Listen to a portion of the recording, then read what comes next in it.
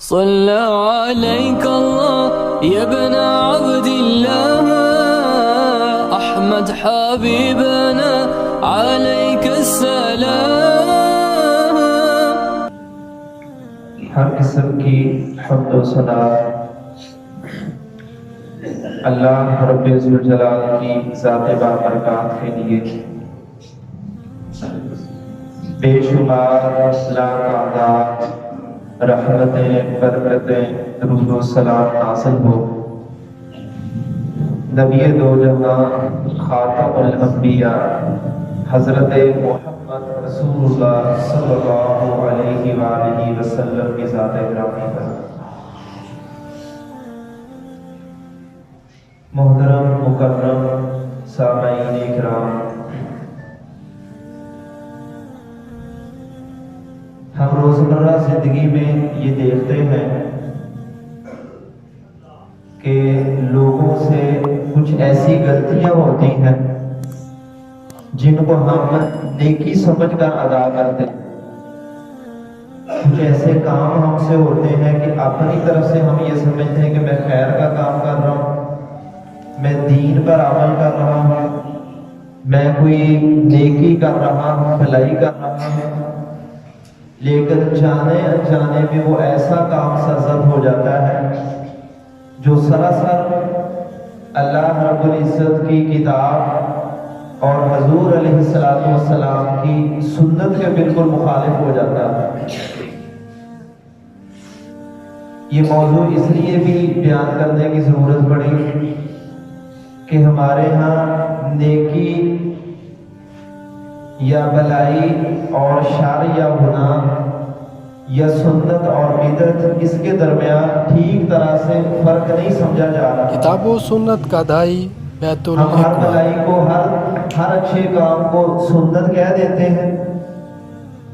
بے شک وہ اپنی طرف سے بنایا ہے یا کسی نے دین میں اضافہ کر دیا، مقصد نیک ہی ہوتا ہے، لیکن اس نیکی کے پیچھے رسول اللہ صلی اللہ علیہ وسلم کی سنت موجود نہیں ہوتی یا اللہ کی کتاب کی طرف سے اس پر کوئی مہر نہیں لگی ہوتی، تو ہم اللہ کے ہاں گناہ کے مرتکب ہو جاتے ہیں، حالانکہ کرنا نیکی چاہتے ہیں. یعنی پہلے ہم نے جب ربیع الاول میں سیرت النبی سے متعلقہ 6-7 خطبات جمعہ میں یہ بات ہوئی تھی حضور اکرم صلی اللہ علیہ وسلم کی سیرت پر، آپ کی اہمیت پر اور آپ کے دین کے بارے میں طرز عمل پر. اس سے آگے جو اہم چیز ہے وہ یہ جاننے والی ہے کہ خود حضور علیہ السلام کو اللہ نے دنیا میں کیوں بھیجا.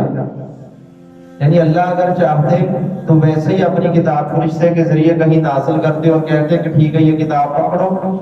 اور اس میں جو کچھ ہے اس کو پڑھو اور اس کے مطابق زندگی گزارنی شروع کر دو. درمیان میں انبیاء کا جو اللہ تعالیٰ نے ایک ذریعہ بنایا دین پہنچانے کا، یہ انبیاء کو درمیان میں کیوں رکھا گیا، یہ واسطہ کیوں ڈالا گیا. یعنی اللہ کے کسی بھی کام میں کہیں بھی کوئی ایسا کام نہیں اللہ کو ہوتا جسے ہم یہ کہتے ہیں کہ پتہ نہیں ایسے معاذ اللہ فضول تھا، یہ اس کی ضرورت نہیں تھی، نہ بھی ہوتا تو کام چل جانا تھا. اللہ رب العزت کے ہر عمل میں ایک حکمت ہے. کتاب اگر اللہ نے نازل کی تو کتنے ہی لوگ ہیں، ہر تمام لوگوں کی عقل، تمام لوگوں کی قوت استدلال، قوت استنباط، معاملات کو سمجھنا، اس کے مطابق زندگی کو ڈال لینا، یہ قوتیں سب میں برابر نہیں ہے. تو ایسے لوگ جن کے پاس اتنی صلاحیت نہیں کہ وہ دین کو سمجھیں اور اس کے احکام کو جانیں، پڑھ کر اس کے مطابق ایک اسوہ کی تلاش میں رہتے ہیں، کوئی مثال چاہیے کہ اس کو دیکھ کر اپنے آپ کو ڈال لیں، وہ مثال، وہ نمونہ، وہ اللہ رب العزت نے ہر دور میں ہر نبی کو رکھا ہے کہ وہ ہمیں بتاتا ہے کہ اس کتاب کے اس حکم کا مقصد کیا ہے. اگر اللہ نے فرمایا اقیموا الصلاۃ، نماز پڑھو، تو یہ اتنا ہی کافی نہیں ہے کہ اللہ نے یہ حکم نازل کر دیا اور ہم پڑھنی شروع کر دیں، ہمیں تو علم ہی نہیں ہوگا کہ نماز ہوتی کیا ہے. یہ اللہ کے انبیاء ہی ہوتے ہیں جو آ کر بتاتے ہیں بھئی نماز کیا ہے، زکوٰۃ کیا ہے، حج کیا ہے، اچھے اور برے کے درمیان فرق کیا ہے، حلال و حرام کے درمیان فرق کیا ہے. ورنہ تو ایک چیز ہے انسانی عقل کہتی ہے یہ حلال ہونی چاہیے، ایک دوسرے کی عقل کہتی ہے کہ یہ حرام ہونی چاہیے، پھر تو آئے روز ہم اسی بات پر ہمارے تنازعات رہتے، حلال کیا ہے حرام کیا ہے، جائز کیا ہے ناجائز کیا ہے، اچھا کیا ہے برا کیا ہے۔ ہمارے یہ تنازعات ختم کرنے کے لیے اللہ رب العزت نے انبیاء کو بھیجا تھا کہ نبی تمہیں یہ عمل کر کے دکھائے گا کہ نماز کیا ہے، زکوٰۃ کیا ہے، حج کیا ہے، اس کا طریقہ کیا ہے، اگر اخلاق ہے تو اخلاق کس چیز کا نام ہے۔ اللہ رب العزت نے نبی علیہ السلام کے بارے میں فرمایا کہ وہ کچھ چیزوں کو تمہارے لیے حلال کرتا ہے، کچھ کو حرام کرتا ہے، لیکن یہ نبی علیہ السلام کو اتھارٹی دی کس نے تھی؟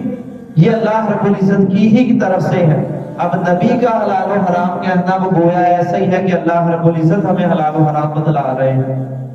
نبی علیہ السلام کا ہمیں نماز کا طریقہ بتانا ایسے ہی ہے کہ اللہ رب العزت نے ہمیں بتایا ہے۔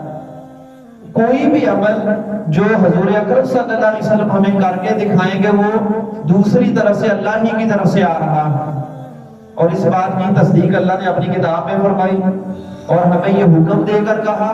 وَمَا آتَاكُمُ الرَّسُولُ فَخُذُوهُ، کہ جو چیز، جو حکم، جو ہدایت تمہیں نبی دے اس کو قبول کرو، وَمَا نَهَاكُمْ عَنْهُ فَانْتَهُوا، اور جس سے نبی علیہ السلام تمہیں روکے اس سے تم رک جاؤ۔ اب جب اللہ یہ بات ہمیں کہہ رہے ہیں اس کا مطلب ہے کہ نبی کا ہر عمل بالواسطہ اللہ ہی کی طرف سے آ رہا ہے۔ پھر اللہ رب العزت فرماتے ہیں فَإِن تَنَازَعْتُمْ فِي شَيْءٍ فَرُدُّوهُ إِلَى اللَّهِ وَالرَّسُولِ، اگر کسی بھی معاملے میں تمہارا آپس میں کبھی تنازع ہو جائے، مطلب تم شک میں پڑ جاؤ، تمہارا اختلاف ہو جائے کہ یہ حکم کیسے ہے، یہ کرنا چاہیے کہ یہ کرنا چاہیے، یہ چیز حلال ہے کہ حرام ہے، یہ صحیح ہے کہ غلط ہے، آپس میں تنازعات آئے روز ہوتے، کوئی دن ایسا نہیں گزرتا کہ دنیا میں مسائل پر مباحثے نہ ہوں۔ لیکن اللہ نے یہ فرمایا کہ جب ایسی بات آ جائے تو پھر تان و تشنیع، گالی گلوچ، یہ بات کہ میں سچا تم جھوٹا، میرا مسئلہ سچا تمہارا جھوٹا، یہ کرنے کی بجائے اللہ کہتے ہیں اپنے معاملات کو اللہ اور اس کے رسول کی طرف پلٹاؤ۔ اس کا کیا طریقہ ہے؟ جب تک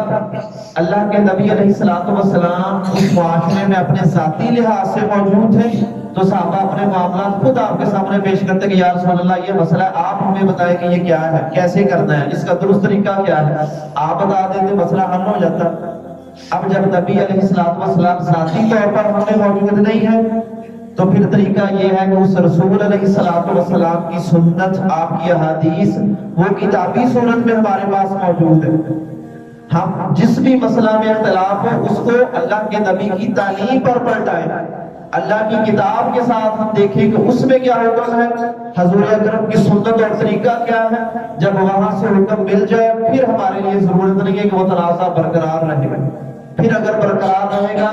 اس کا ایک ہی مطلب ہے کہ انسان کے اپنے دل میں کھوٹ ہے، انسان خود اللہ اور اس کے رسول کی ہدایت نہیں چاہتا، وہ اپنی نفس پرستی چاہتا ہے، ہوا پرستی چاہتا ہے، اپنی خواہش کو پوری کرنا چاہتا ہے، اس لیے ٹال مٹول کرتا بھی ایسے نہیں ایسے ہے، یہ حدیث ایسی تھی وہ ایسی تھی، وہ فلاں امام کا قول تو ایسے ہے۔ جب یہ باتیں ہوں گی اور نبی علیہ السلام کی بات پر سے پشت چلے جائے گی تو پھر نہ تو ہمارا ایمان باقی ہے اور نہ ہی ہمارا اسلام باقی ہے۔ یہ میرا کہنا نہیں ہے، اللہ رب العزت اپنی کتاب میں فرماتے ہیں اور اپنی قسم اٹھا کر اللہ تعالیٰ کہتے ہیں فَلَا وَرَبِّكَ لَا يُؤْمِنُونَ، اے نبی آپ کے رب کی قسم ہے کہ اس وقت تک تم ایمان والے نہیں ہو، تم ایمان والے ہو ہی نہیں سکتے، حَتَّى يُحَكِّمُوكَ فِي مَا شَجَرَ بَيْنَهُمْ، یہاں تک کہ جب بھی تمہارے درمیان کوئی جھگڑا ہو اس میں فیصلہ کو حیثیت اپنے نبی کو نہ دے دو، مطلب اپنا ہر فیصلہ وہ نبی سے نہ کرواؤ، اپنی ہر جھگڑے تنازع میں جب آخری حیثیت حضور صلی اللہ علیہ وسلم کے فیصلے کو نہ دو گے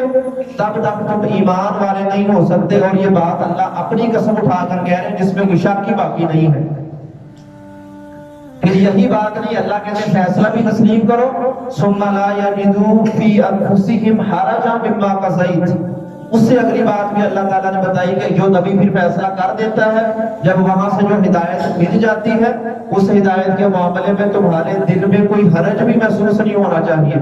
یہ بھی نہ ہو کہ یار یہ فیصلہ صحیح نہیں لگتا، میری عقل کہتی ہے کہ ایسا ہونا چاہیے تھا، میرا فائدہ اس میں تھا، حضور صلی اللہ علیہ وسلم نے ایسا کہہ دیا تو یہ بندہ اس کو قبول نہ کرے، دل میں وسوسے باقی رہے۔ اللہ کہتے ہیں کہ یہ بھی تمہارے دل میں کھوٹ نہیں رہنا چاہیے. وَيُسَلِّمُوا تَسْلِيمًا، تم اس کے سامنے سر تسلیم خم کر دو، سر کو جھکا دو کہ اللہ اس کے رسول کا فیصلہ ہے تو ٹھیک ہے، میں نے اسی کو ماننا، چاہے میرا امام میرا مسلک وہ ساری دنیا ایک طرف کیوں نہ کھڑی ہو. یہ ہمارے ایمان کی کثرتی یہی معیار اللہ رب العزت نے بتایا ہے کہ جب تک تمہارے اعمال تمہارے فیصلے رسول اللہ صلی اللہ علیہ وسلم کی سنت کے ماتحت نہیں ہو جاتے تمہارا ایمان ایمان ہی نہیں ہے.